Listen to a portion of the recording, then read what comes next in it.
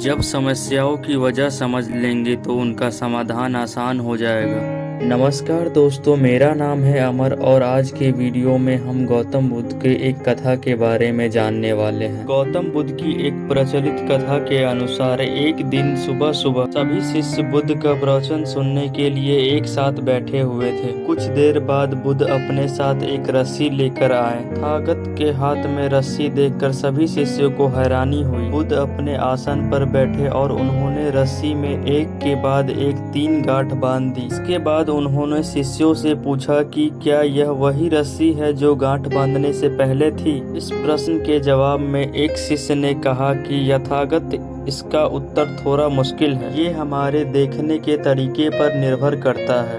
एक तरह से तो ये रस्सी वही है, इनमें कोई बदलाव नहीं है।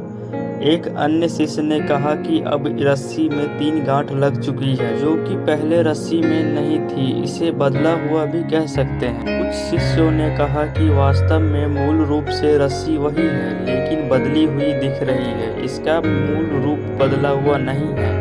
शिष्यों की बात सुनकर बुद्ध ने कहा कि आप सभी सही बोल रहे हैं, अब मैं इन गांठों को खोल देता हूँ। ये बोलकर बुद्ध ने रस्सी दोनों ओर से खींचनी शुरू कर दी। बुद्ध ने पूछा कि क्या इस प्रकार से रस्सी खुल जाएगी? सभी ने कहा कि नहीं, ऐसा करने से गांठ और ज्यादा कस जाएगी, इन्हें खोलना और मुश्किल हो जाएगा। बुद्ध ने कहा ठीक है, अब एक अंतिम प्रश्न, इन गांठों को खोलने के लिए हमें क्या करना होगा? शिष्यों ने कहा कि हमें इन गांठों को ध्यान से देखना होगा जिससे हम यह जान सकते हैं कि यह गांठ कैसे लगा। इसके बाद हम गांठ आसानी से खोल सकते हैं। बुद्ध इस जवाब से संतुष्ट हो गए और उन्होंने कहा कि ये सही बात है, हम परेशानियों में फंसे रहते हैं और बिना कारण जाने ही उनका हल खोजने लगते हैं, जबकि हमें पहले समस्याओं के मूल को समझना चाहिए।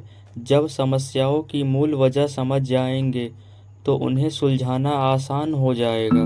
तो आज के लिए बस इतना ही, मिलते हैं एक नए वीडियो में नए टॉपिक के साथ।